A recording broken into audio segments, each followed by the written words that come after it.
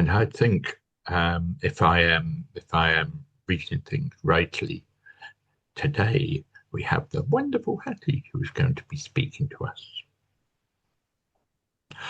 on why um, on deafness and why you should fight against it. Hattie. Hello. Well, my qualifications for talking about deafness, I am hard of hearing. I'm not deaf. I wasn't born deaf. And I wear hearing aids, and I've worn them for about a decade or more.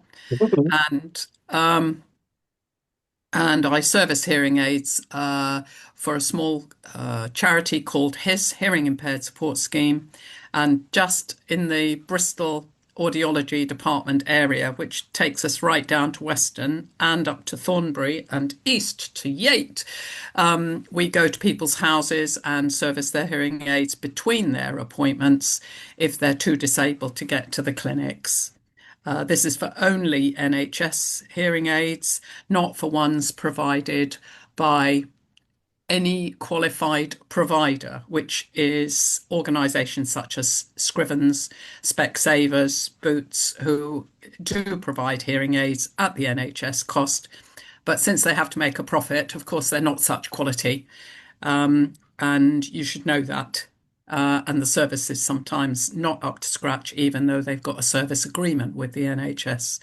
So, end of story there. But that's just okay. So, my points were three: a bit about deafness, a bit about denial, and a bit about doing something. All the D's. And so the deafness thing, first of all, we have about 1 in 6 of the population who are affected by some form of hearing loss, whether they know it or not. It could be, um, hearing loss in one ear, so they've got their remaining ear. So that would count, even if they don't wear hearing aids and they don't count themselves as deaf, that counts as a hearing problem. Approximately, people take about 10 years to go and get help about it. That is to say, as they're gradually getting deafer, mostly. Um, so it's a real common thing, and you probably know how to look at people and notice when they might have difficulties hearing. So you might notice that they lean towards you, or they cut their ear, or they ask you again to say it again, or I didn't catch that word, or whatever they say. So please be nice about that because it may well happen to you. Causes of deafness. I will go through them because, I know it's not personal for you, but the one cause that I campaign about so much as a former GP is infection. Other friends of mine have become deaf because of meningitis or encephalitis. And there are vaccines against measles, mumps, and rubella these days. And it's so easy to prevent those causes of deafness. And I do know quite a few people with those reasons. Bacterial, well, you've maybe nearly all of us have had a middle ear infection as a kid. Now, mostly that's all right because we're in a country now with antibiotics. But in the past, before antibiotics, that infection could spread inside to the mastoid bone, which is that hard bone behind your ear if you tap that. If you tap the mastoid, you can hear quite a nice sound in your head. And the first hearing aids were bone conduction hearing aids. And the little band over the head with a little black tab pressed on that bone and conducted the vibrations. And that was the first development of the hearing aids. Well, apart from the tube, the Yeah. horn. So that's moved on since then. You can still get bone conduction hearing aids. I have a friend who's got a fixed bone conduction aid. So she has had surgery to fix the receiver into the bone. And so that's how she needs to hear because of the problem in her ear. I don't know what the problem was, but there's two components to the ear, which you may have noticed on anatomy pictures. There's the nerve, which connects with what's called the cochlear, which is like a little snail, curly-whirly thing inside. And there's the balance organs, which are curved in three different directions so that we know where we are with gravity. So if the nerve gets damaged, then that's quite a serious thing. So, for instance, somebody could not have a cochlear implant if the nerve is badly damaged, because the cochlear implant connects to the nerve. So, the cochlear implant is useful for somebody who's got a problem with the conduction bit of the ear. So we've got three little bones for the purposes of Trivial Pursuit. We've got three little bones in our ear, the incus, the stapes, and the malleus. And these little tiny bones move in such a way to amplify the noise, which has gone in here. I mean, it's such a tiny thing, the eardrum. And then the eardrum's connected to these three little bones, which conduct the sound towards the cochlear, vibrate it, and then the nerve is stimulated. So other ways that the ear can be damaged include trauma. So a sudden loud noise or a hit round the head. Again, I've got friends who, when children used to be hit around the head, they've gone deaf. Such a shame.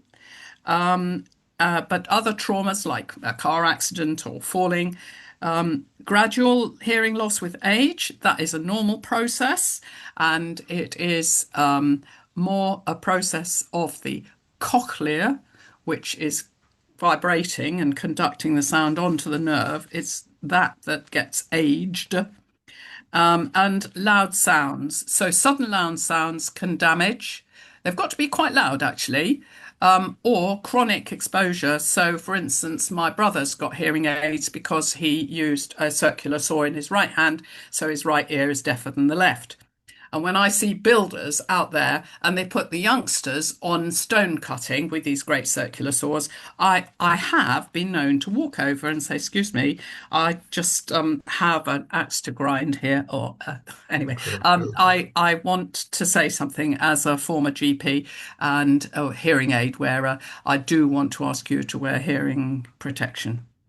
Or I've been in a disco, I've walked up to a mum and discussed the fact that she had brought her baby to a disco. And I said, I know that loud noises damage hearing and especially vulnerable in a baby. Oh, no, don't worry, she's been here before. But I'm sorry, that's not how you discover that you're deaf. So those are some ways you can become deaf. And you can do your bit by talking to the next generation and the next generation about immunization, please. So, there is an axe to grind. Anyway, why is hearing and deafness a problem? Well, why is deafness a problem? Sorry. You know, Probably you all know now that dementia definitely increases with deafness. It's that way round. Okay. These are studies from Johns Hopkins University, and in care homes, deafness is 5 times more common than outside in the same age group. And this is a really preventable thing. Obviously, studies are still going on. How preventable is dementia by treating deafness? Um, we don't know how, well, I don't know, but I don't think we know how preventable it is, but it's definitely preventable to a certain extent because it keeps you in touch with people, it keeps your brain stimulated if you can hear. So actually being able to hear, I mean, I've witnessed servicing somebody's hearing aid, putting it back in for them, and suddenly they're a different person. They're in to the care home for dementia. So please encourage anybody who seems to have signs of dementia, get hearing tested. Really important. Then I want to show you some slides every now and again. So let me see if I can go into share now. Should be able to, shouldn't I?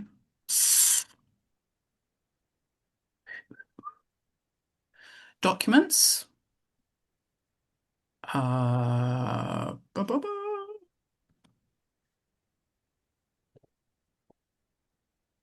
Oh, it says Zoom Docs. That's not really what I need. I need Google Docs. Guide me, please. David, where should she look? You're muted, Our David. expert is muted. Sorry. David, you're muted. So, sorry, I was saying on Hattie's found it. Ah, yeah. You may find that The trouble is I can't see high enough on my screen to change the menu. right. I can't get up here. Okay. Can I move the whole instruction bar of Zoom down to the bottom? Yes, I can. Okay, fine. And you're sharing your looks like a main screen. Once you've opened the document that you want, you may want to share something different. Let's see where we get to. Because at the moment we're seeing your file finder. There we go. That It's looks a central Quaker discussion group, it says. 5th of November, that one says. Ah, Um,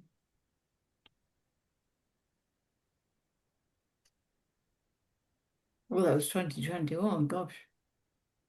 See, we go back a long way. doing something. Yeah, you clicked on that one. This is it, yeah. Right, let me see if I can just shuffle these. You're on the right one. Yeah, that's the one. Okay, so these are some of the comments. We can't see them, Hattie. We're still seeing your file sorter and not the document that you opened. Why would that be then? Does it take time to load or something? You need to stop sharing that and then go and share again and look for the window with your pretty pictures in and share that. So I need to stop sharing. Yes. Stop sharing. Red button. There you go. And go back to the green button and share again. And when it opens a window, you need to look for the window where you can see yours. It should open a bunch of windows, and one of them will have your slides on it. It doesn't. It's still got the heading. Well, then that's definitely not it. So you might as well stop sharing that again. Is that better? What would happen? No, it isn't. No. You need Stop sharing. and go back into sharing again and hit. Now it's there. Yeah, there you go. How about that? It's just about to arrive on our screens. It's arrived. Now, Yes. We need to go back to the top, that's all. It's showing both your list of slides and the slide. If you go, probably click on slideshow and then show slides or something, because that's your slide sorter. There might be a drop down from slideshow that says show slides. I found it in the menu at the bottom. Has it changed now? No, it hasn't. You might need to go back into the slide sorter and find a window where it's just showing the slide. But if it were mine, I've got the window showing things like screen share. It's at the top, so I guess that varies. Well, Hattie knows where screen share is, and now you're looking inside the screen share window to see. So there'll be one with your slide sorter and then one with just the slide. Oh, right. Press the share button. I just started all over again. We're about to see it. That's it. We've just got the Okay. slide without the sorter. That's lovely. That's exactly where we wanted to be. Okay. So I make that's exploration. those are some comments that people make about being hard of hearing, and yeah, they're all relevant. You see the one in the middle, Dennis Taylor. He says about unable to join in conversations with family and grandchildren. Interestingly, grandchildren have higher voices than adults. And if it's one-to-one with grandchildren, often people find they can listen and have nice conversations with the grandchildren, but not their own children, which is sad, really. But, that's a comment. And then a friend the other day said, I really appreciate the advice. That was what I gave her. I do find hearing loss is a lonely business as well as jolly and convenient. So that's some experiences which you probably know as well. Then I'll go to the next slide. Sorry, this photograph isn't actually grand. All my photos didn't quite fit on the slides, so I just was quickly doing it. This is a report which was written quite a few years ago now by an organisation called Sign Health, and they do sign language and health issues. So this report is the health effects of being deaf. 2/3 of people have worse treated, sorry, for blood pressure, 3 times as many deaf people have poorly treated high blood pressure, therefore strokes and heart attacks, than non-deaf, and the same with diabetes, 3 times. And it's largely because of not being able to be heard by doctors and not hearing what the doctor says to do next. If the doctor says go and have a blood test, they might have missed it, so they just walk out. Or if they say, here's a prescription, call for the next one when this is running out, sort it out. So those are some examples. So then how about denial? Well, I've told you it can take up to 10 years to get help. What sort of denial can you think of? Not that bad. Oh, it's only temporary. Blaming the location, or people mumble, don't use the microphone properly these days. Wish they'd say what they were talking about.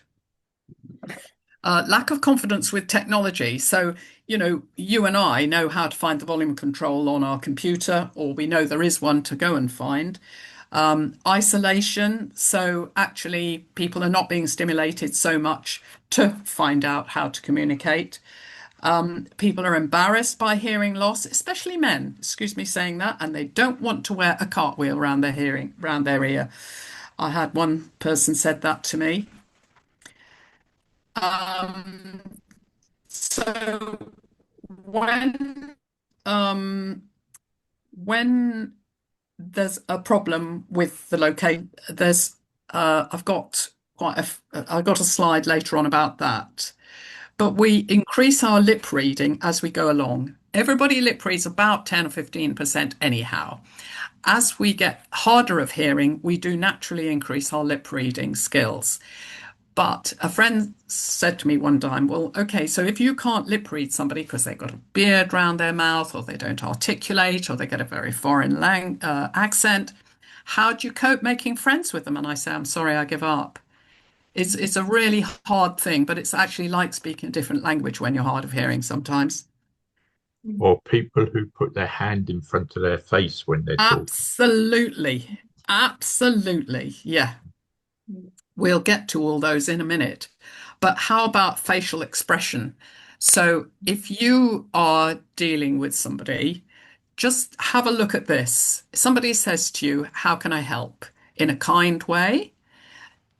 If I do all this voice off, you can choose, was it kind, concerned, frustrated, or angry? Angry. How can I help? How can I help? That's frustrated. You know, you can tell the difference when people behind a counter in a shop are kind. Are they having a bad day? Or are they actually concerned about me? Or are they frustrated with something else or me? Are they just angry because they've had enough of today? Well, so, and other expressions which are facial, but also body expressions, shoulders. If I'm coming towards you concerned, I'm listening harder, uh, or I'm just turning away because I'm not really bothered, really. There's body language as well as facial expressions being used there. Please explain the problem. How about Patsy? Do please explain the problem in assertive or irritated way. Please explain the problem. Yeah. Irritated? Please explain the problem. You can tell I've actually done this, can't you? Writing down, would you like me to write it down? Or different ways, but you can see my point about the um, sound quality, the body language, the facial expressions. Yeah. So how about communication tactics? There are plenty of other things to think about. Do keep calm and allow more time.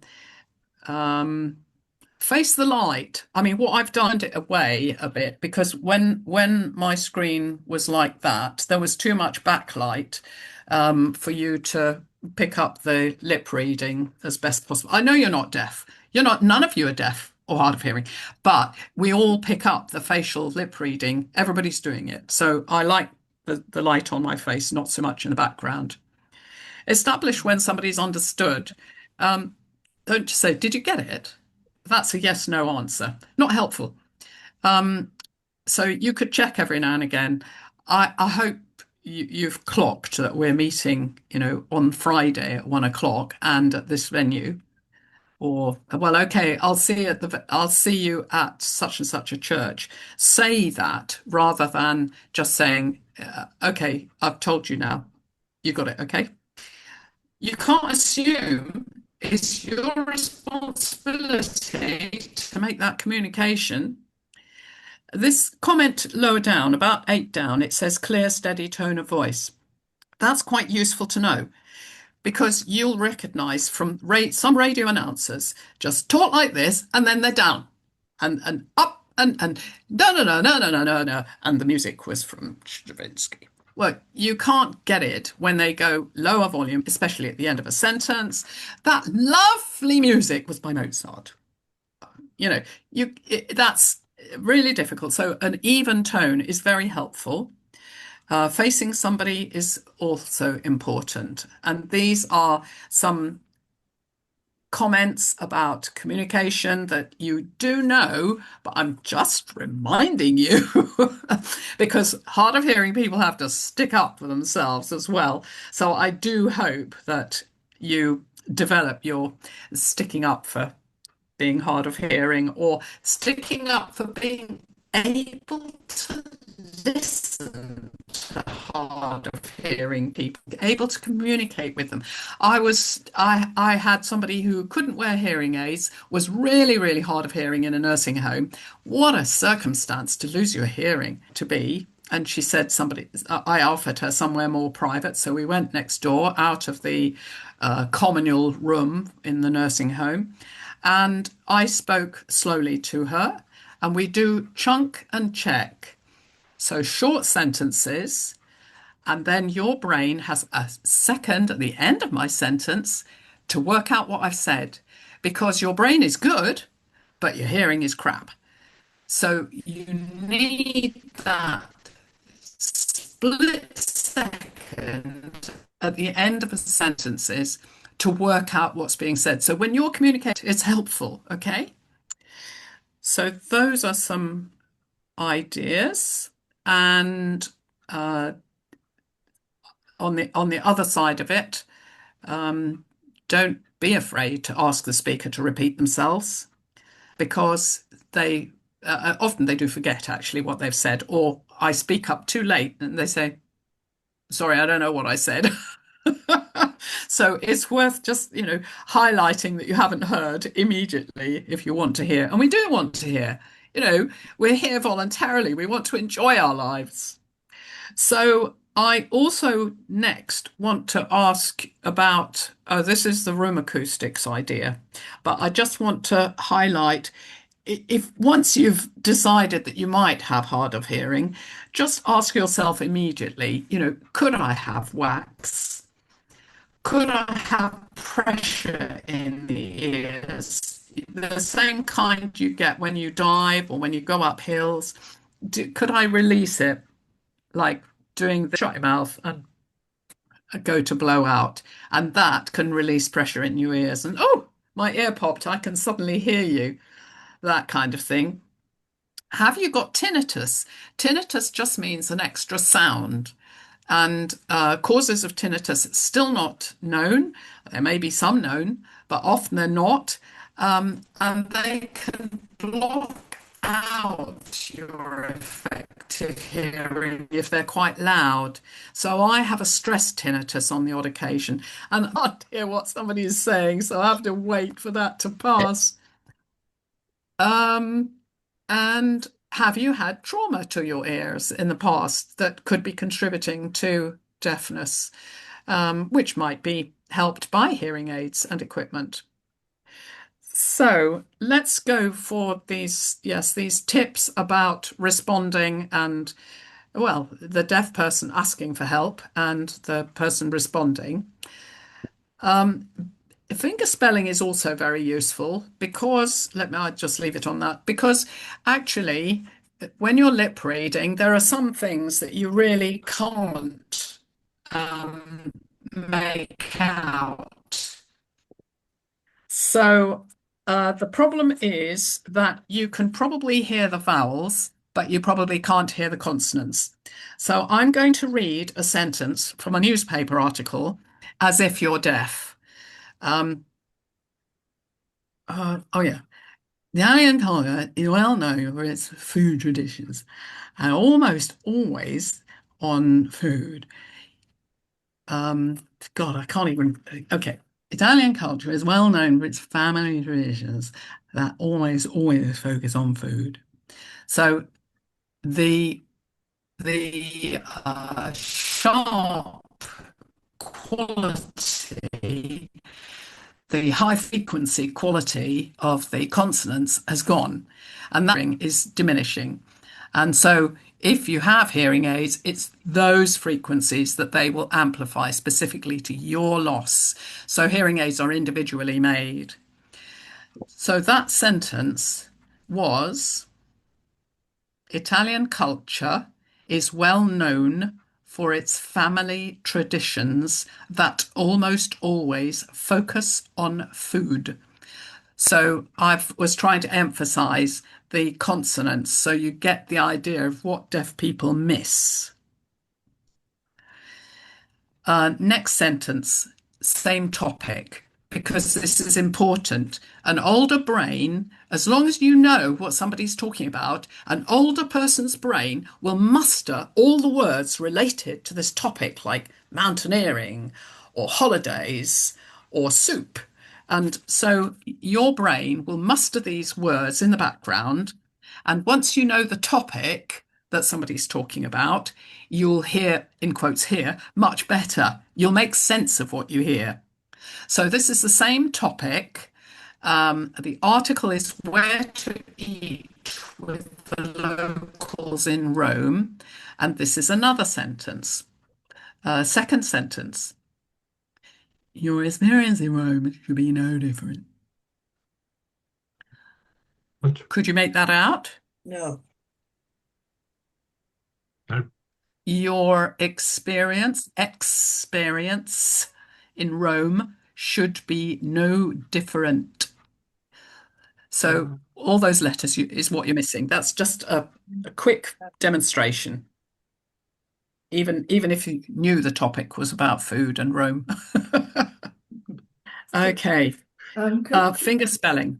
Oh yes, Patsy. You might be going to deal with this somewhere further along, but what I was suddenly thinking was, what is it like for other people hearing what a deaf person is saying? I mean, it I know what I'm saying in my head, but Uh-huh. I can't hear what it sounds like to someone else. And is it likely that because I can't hear it, it's likely to be a bit kind of muffled in the way that you're describing? It isn't because you had all your language education at quite a younger age when you could hear. But people who are deaf from birth, they can't do it because they haven't anything to go on. If somebody's teaching them lip reading and to make some sounds to go along with it, it takes a long time and a huge investment in lip reading teaching for those kids. And it used to happen that kids were rapped over the knuckles for learning finger spelling. So several of my friends who were in their 60s and 70s, they had no opportunity to learn sign language and they had to learn lip reading. And every day they would have lip reading teaching for 4 to 6 hours in their school. And they were at boarding school, which was specifically to teach them to cope with deafness. So it usually the way of pronunciation is affected in people who became deaf when they were quite young and almost prelingual.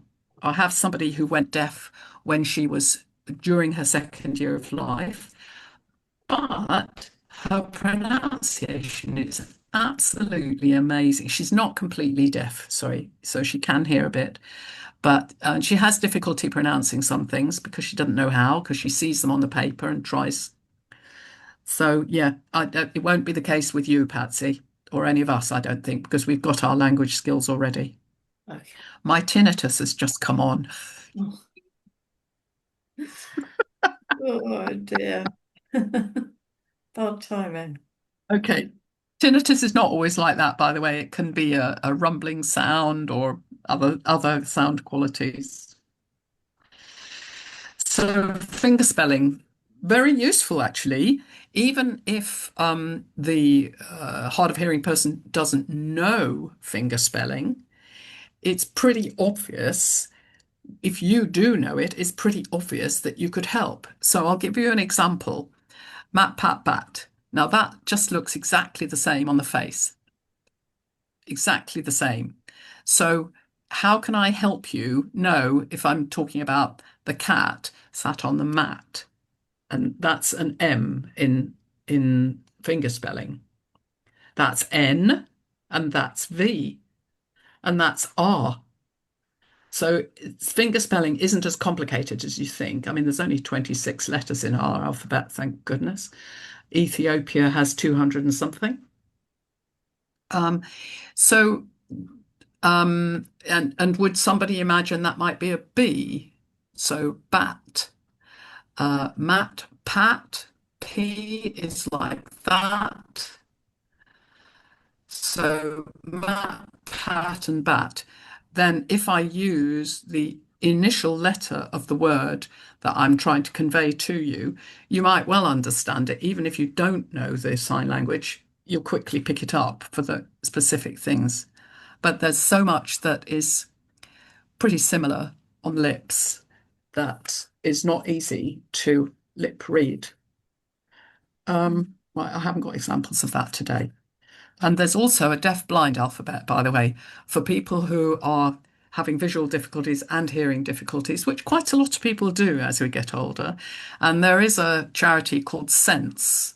They've got a shop in Bristol, actually. This charity called Sense is for support of deaf-blind people. And there's an alphabet which relies on the feeling on the hands. So you do your finger spelling onto their hand to communicate with them. So it's a touch-based sign language alphabet. Right. So the next sort of area to talk about is ways that you can help yourself. So the room acoustics, the physics of sound is really interesting. The physics of light is that the wave is so fine and a beam of light is so narrow that effectively it's if you're double the distance away, you have lost half the light reception. With sound, if you're double the distance away, you've quartered your sound reception because the wave is much slower and it spreads out like that. So my ear will only pick up a quarter if I've doubled the distance between us. Contrary, if I halve the distance between us, I've 4 times the volume. And that's very useful. And that's why people lean towards you, because even such a small distance makes a difference. Cupping the hand also makes a difference. If you've never tried cupping your hand to listen, just do it now. It is quite substantially different when you do cup your hands like that. I was in Cuba on holiday one time, and a guy took me for a night walk and listening to frogs. And he told me to put my hands like that, and I was just blown away by the volume. So that's useful. But room acoustics, the environment matters a tremendous amount. I wouldn't choose a cafe that's got hard walls like Jamie Oliver. Look for a cafe that's got soft furnishing and irregular textures on walls. You could put your coat on the back of the chairs and things like that. And the noise levels in the background, have a look at the bottom of this slide, suggests that there's several factors that influence the background noise, and some of which you might have some control over, like the amplified music noise. You could go and ask them to please turn the music off for an hour or two because you're hard of hearing. Often they'll say no, the management say no. You say, please, could you turn it down then? And they'll often turn it down, but not off. Do stick up for yourself on that. Stay away from the kitchen noises if you can. The coffee machine noise is terrible because it's the high pitch. And that's really confusing for you because voice is a high pitch that you want. So as soon as you've got the interference of the background high pitch from the coffee machine, it makes it hard to concentrate on what you're trying to pick up from the person. As we lose our hearing, by the way, the part of the brain that sorts out what we want to hear and takes it, picks it out of the background noise, of course, that diminishes because you're just not hearing it so much. It's not being rehearsed. It's not being practiced. And when you have a new hearing aid, it takes months and months for that part of your brain. Luckily, we have got neuroplasticity, so we have got the ability to repurpose nerves in our brain so that we can learn to hear and work out what we're hearing again. I think it took me about 6 months to get the best out of my hearing aids. And sometimes, unfortunately, people's hearing aids are set too high when they're given them, and they just say, oh, overwhelmed, can't take all this sound. So you do have to start on a lower volume, really. So I do think that the coffee machine noise is a horrendous one. So go and find a corner away from the sounds of the bar and the coffee machine, and ask. I mean, I now ask them. I say, with a hearing difficulty, I need somewhere quiet. Where's the quietest bit of your cafe? Often they don't know, but it makes them think. So let's see if I can go to the next slide. Obviously, I can't. Something's happening here. Oh,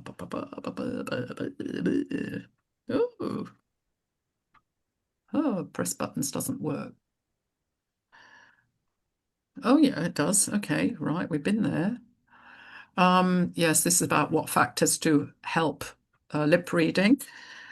Talked about the appropriate speed of delivery and allowing spaces, facial expressions, good lighting on your face. Face the person all the time. And I mean, if you are looking in your bag or looking on the floor for something, if you carry on talking, they won't have picked that up.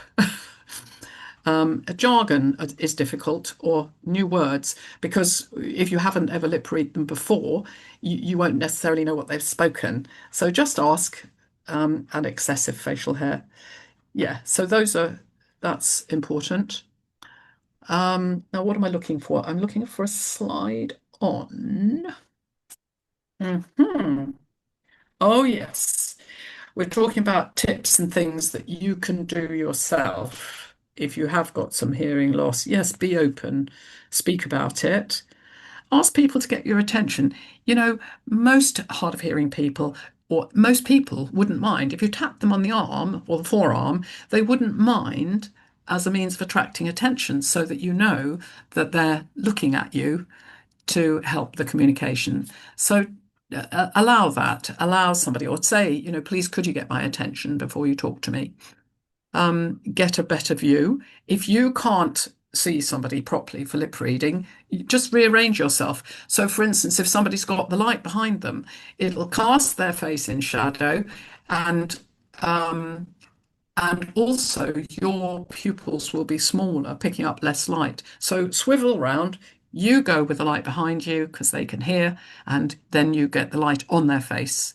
That's better. Gestures, facial expressions. And you can ask people to say it in a different way.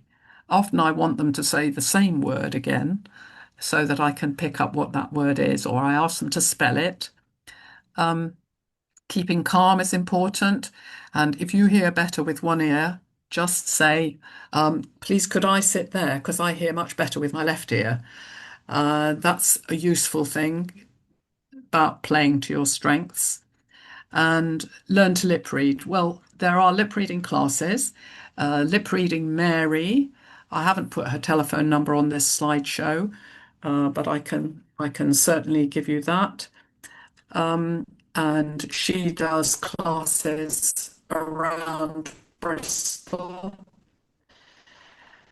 on a regular basis. She's fun because part of hearing, shall we say, is that you lose the end of sentences and you've lost the joke. You're the only one in the room not laughing.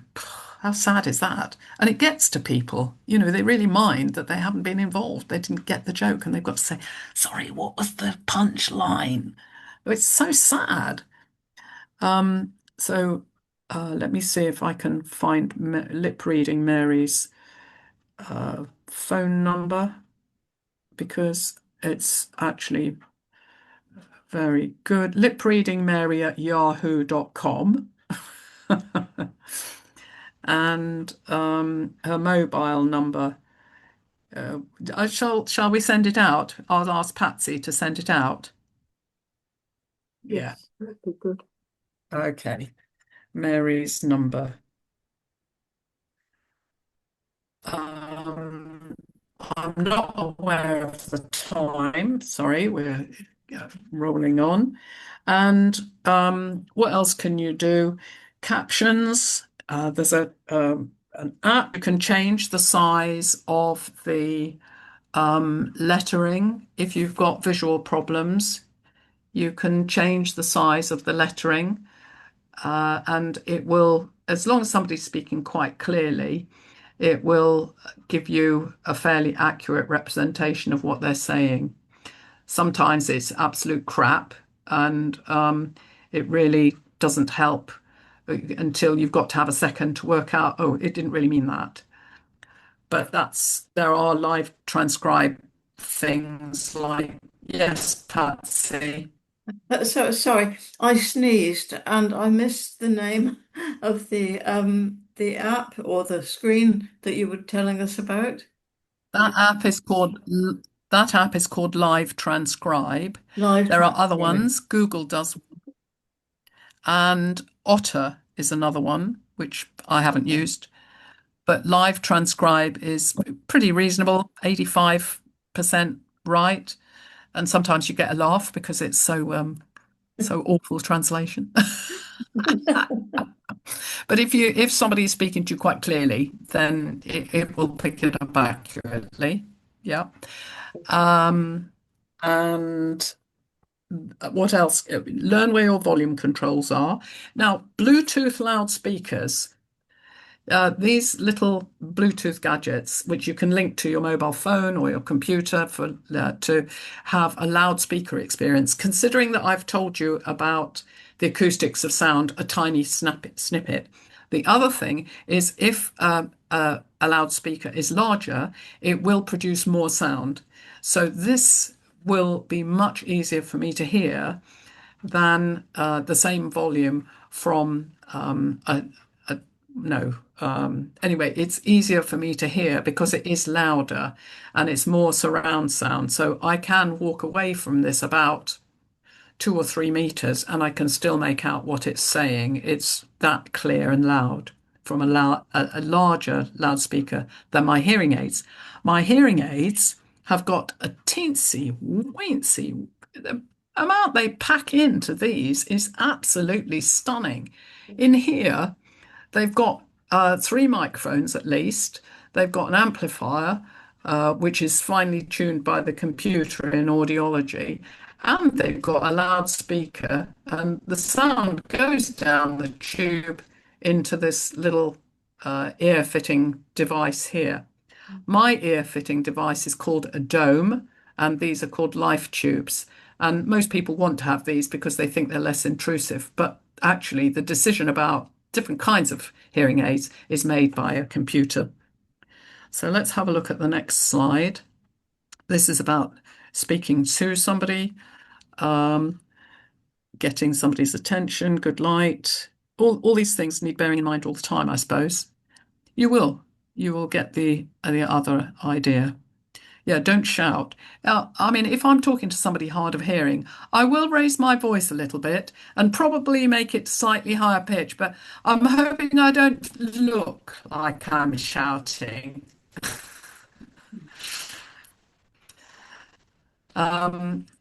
Equipment.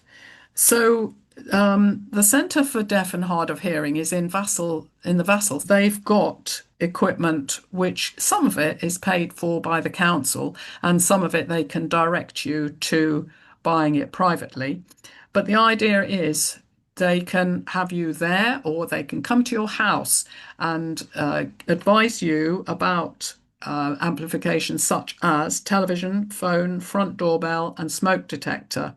Now that's separate from hearing aids. It's not linked with that. And of course, we could all have that if we're hard of hearing, especially if we live alone. We'll need a smoke detector that we can hear. So that's one service.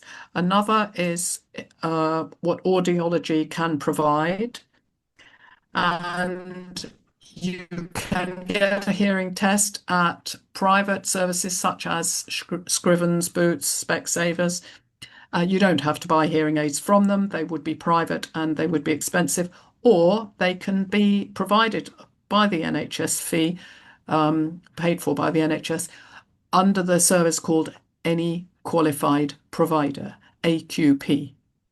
And that is, as I explained, I prefer people to go to the NHS and get a very good service because the NHS audiologists definitely do adhere to the contract the best they can. It's only 45-minute appointment to get your hearing tested and decisions made about whether hearing aids will suit you. Hearing aid supply comes a few weeks later because they've got to be ordered, tuned, and any molds have got to be made. So they will contact you when they're ready. And molds, right. I mean, a friend of mine's got lovely sparkly molds because she loses them the whole time and the neighbourhood knows they're hers. So that's quite useful. So that's what audiology does. Types of hearing aid. We talked about body-worn hearing aids, the type that went on the head and had a little box. But things have moved on and got smaller and smaller as time's gone past. And that means that the batteries don't last so long and people complain about that. But now they've also got Bluetooth in them. They've got different programs. If you want to listen to music, they'll tune the little computer in the hearing aid to that. There's a loop system that can be tuned into, very useful for churches, which nearly all have good loop systems. And crematoria I have had very good experiences with. I was the only person in the room who could hear 100% properly um, because of the loop system. So behind the ear, BTEs are the most current ones that are used, but you can get receiver in the ear privately, and that is the sound doesn't go down the tube. A wire goes down the tube to the microphone that's in the ear hole and the loudspeakers in the ear hole. And some musicians like that. You have to change the filter monthly, and they teach you how to do that. In the ear hearing aids are so small. Where's the camera? That I mean, this pencil isn't thin enough to show you, but they are maybe an inch long or something and narrow. And so the audiologist puts them inside your ear canal, and they have to be changed each month for cleanliness and hygiene reasons, and because the battery might go flat. So, I mean, I think that's just totally amazing. They are recycled, and the battery is charged again, and it's all cleaned, and then they put it in the next month. But that's private, very expensive. Making the best use of hearing aids, all the lip reading guidelines still apply. Clean the hearing aids, and there's different techniques to use for that, but mostly wiping will do that.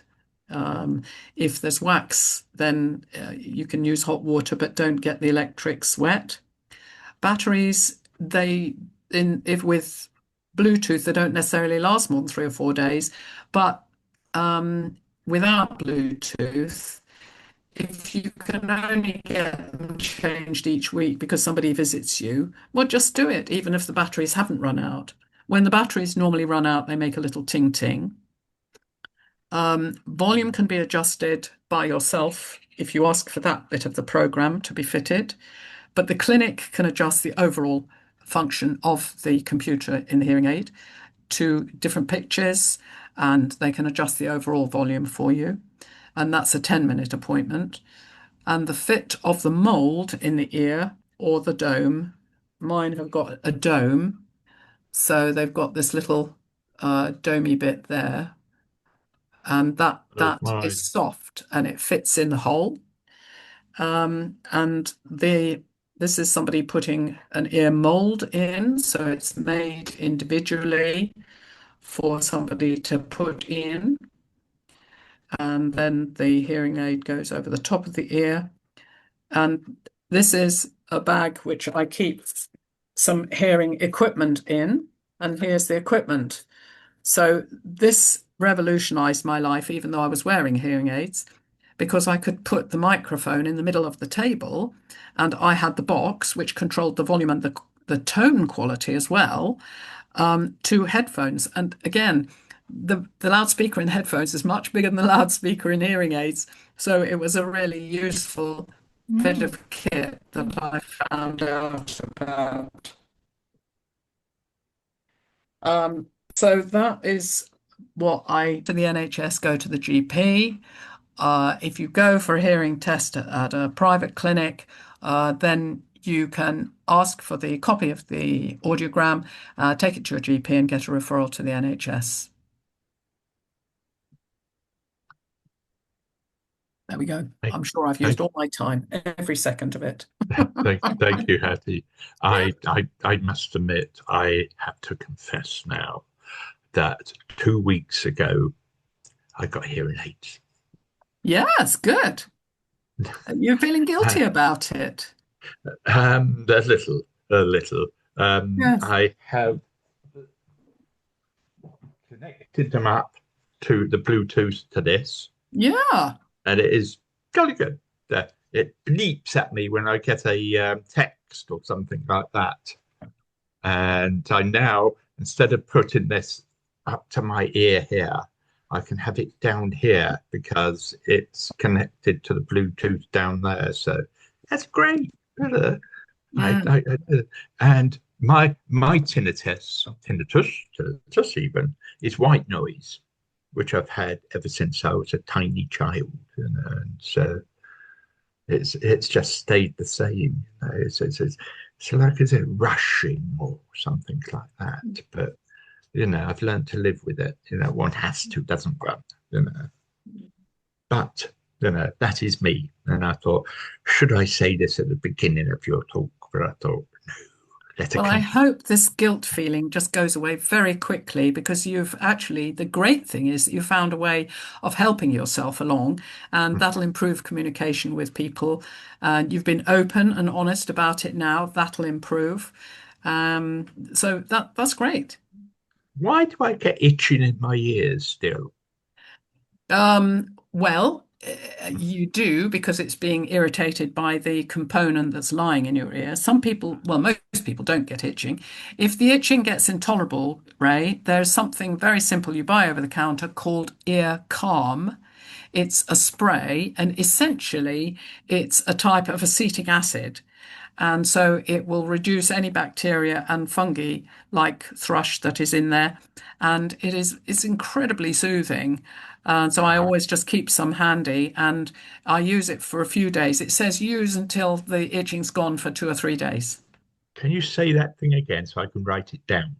Ear Calm, Yeah. CALM, and it's a kind of turquoise coloured box. You don't have to have a prescription for it. And I suppose the only problem that might happen is if you've got a hole in your eardrum. I don't know if you know that. No. No, no. Okay. So there'll be instructions inside. And anyway, thank you for that. Patsy. Yes, have been finding that my hearing, despite my hearing aids, is deteriorating. So I went up to the audiology clinic and they said they could make a small adjustment to my hearing aids, but they didn't want to make a big adjustment because they thought the big problem is wax.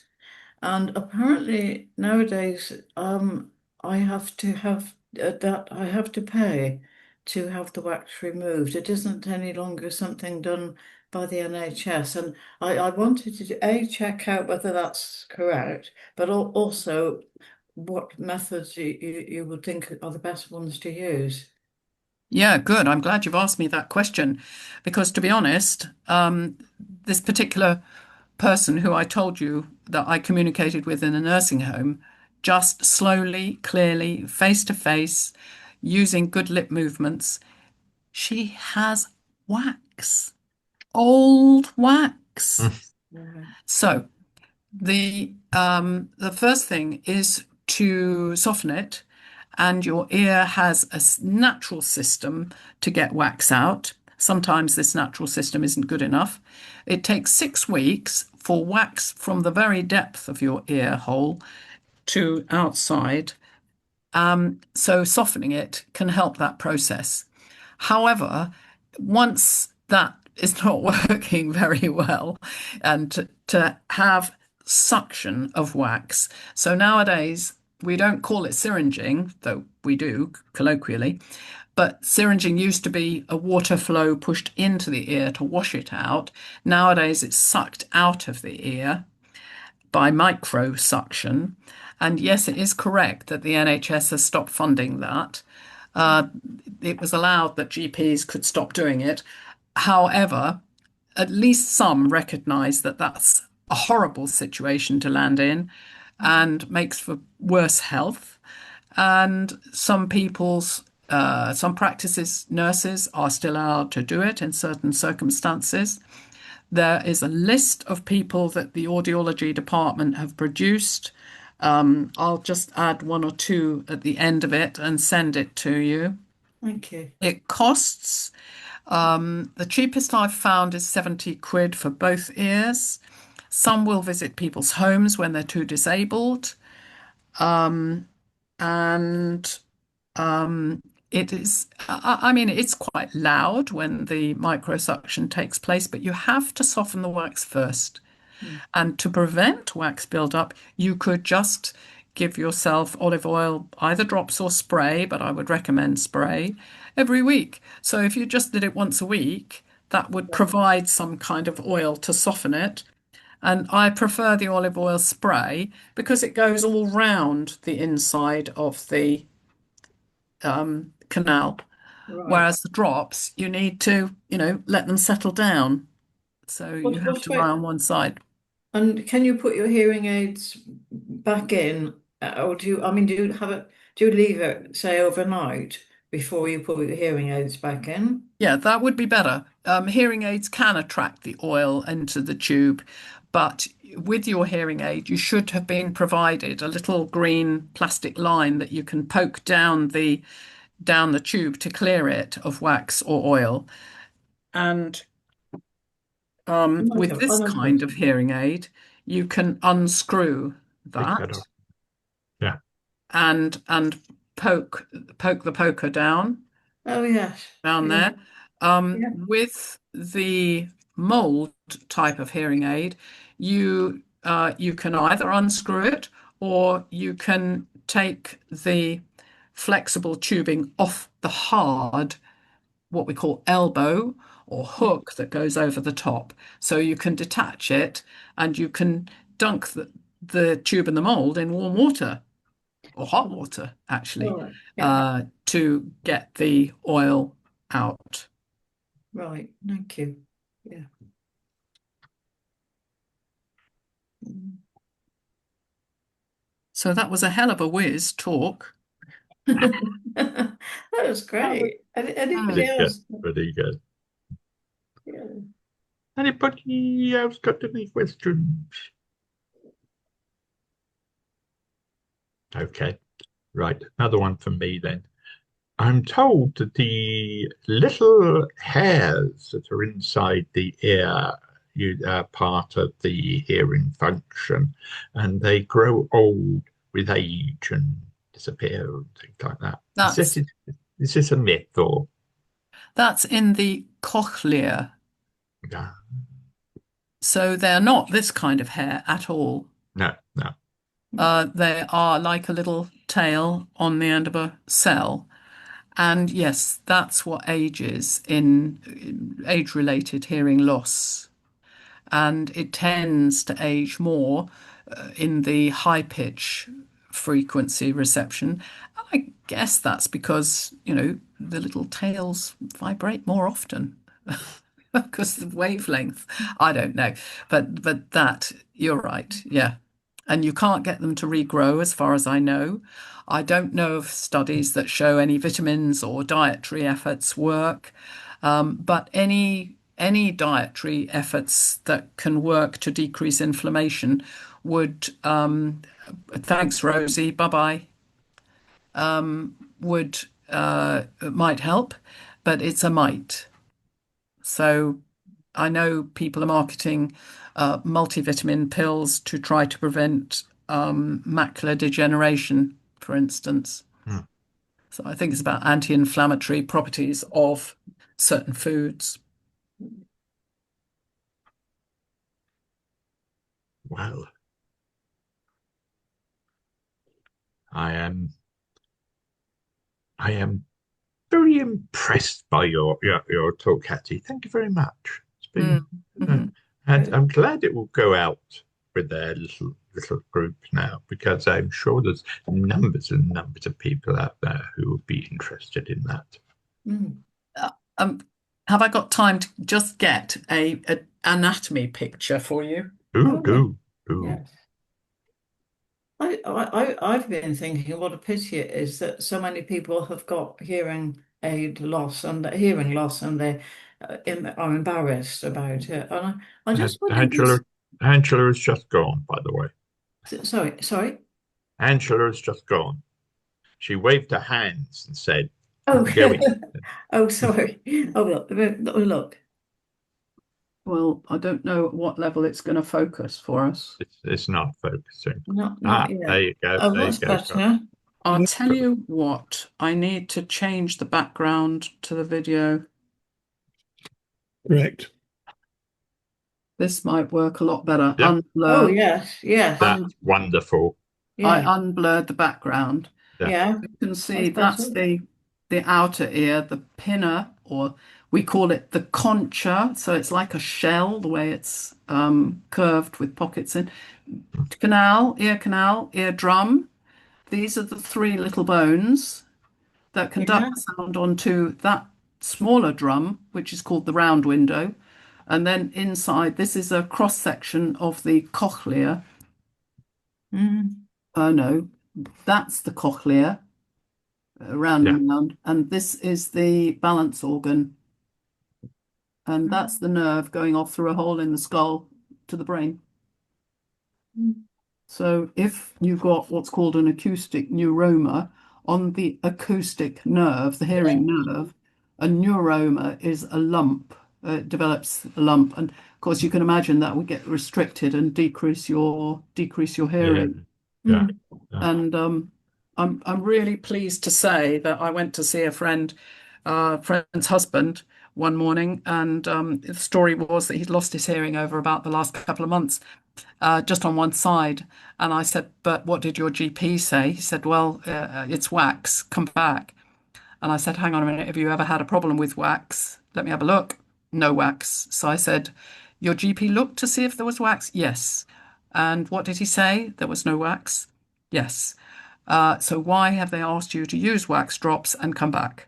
I said, "You are going to your GP tomorrow morning and you're going to ask for an urgent referral because this is a red flag.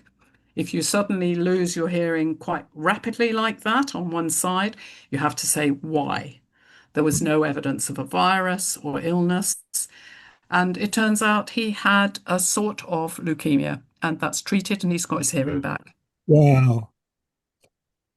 Mm. Uh, So there you go. Oh, I think a little knowledge is a helpful thing. yes. I, I'm all for that. But or that joke would go, here, here. All right. Well, thank you for making that an easy chat, and whew, lots I Thank you very galloped much. through. Thank you. I think there's a Uh, lot. uh, There's a I lot was, oh, sorry. Do you want to? I was going to say we may want you to do a workshop or something sometime. This is really great. You've Yes. you've done a part two on some of your travel jaunts, and a part two on hearing, I think, might be good. Um, very interesting. I have tinnitus, and my mother had hearing loss from measles, and she used to carry around a big bag with batteries in it for her bone conductor headphones. So a lot of what you said was of interest to me. It was great. Thank you. I've done a meeting for learning at Redland Quakers, Mm. so that's another possibility. Oh, yes, that would be great. Yeah. Do you remember children from the 70s who had the big herophones with the things which were molded to the ear, and they used to have the things on their chest. Mm. There's the speaker type things on their chest type of thing, which would turned up and down. And I remember those very well because I had to look after a few children who had that, so I know a little bit about those Mm. things. And that was quite remarkable how quickly they've changed from these big things to these tiny things which you can hardly see at all at the back at the back of your ear. Yeah. Yeah. Amazing. Mhm. Could I just ask, Hattie, I think you were saying that when you're in a group situation, you have got some extra device.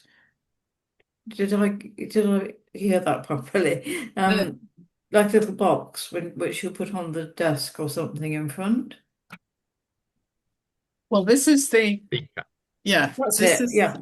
yeah, that's a conversation amplifier. So if you Google it, you can find lots of different kinds. The good thing about this is it's less than 100 quid. Yeah. So it's as well as hearing aids, for goodness sake. It's not Yeah. instead of. Yes. So, Yeah. but it could be instead of, because if you can't tolerate hearing aids or you can't wear them for any reason, this is Yeah. quite useful. On, off, tone control, volume control. Mm. Headphones, these headphones don't actually make my hearing aids squeal with feedback because they're big enough. And so the sound quality is very focused, and it also cuts out a lot of background noise wearing hearing wearing headphones. And the other Um, thing is, you and your conversant forget you're wearing them very quickly because you can mm. engage. So that was the first one was called a conversant, is that right? Conversation amplifier. Amplifier. And then the headphones were called, Well, I mean, I just bought these headphones. oh, they're These are, not in, there's lots of different kinds of headphones to have. The headphones that they often supply with conversation amplifiers are crappy little things like, secretarial yes, yeah. hearing. I don't want one of those. I want a proper headphone. So this headphone comes from Richer Sounds, cost about But 25 quid. are they Bluetooth, those ones? These particular ones aren't. No, I haven't got any Oh, I have got Bluetooth headphones. Um, I think anyway, Bluetooth is amazing. yeah.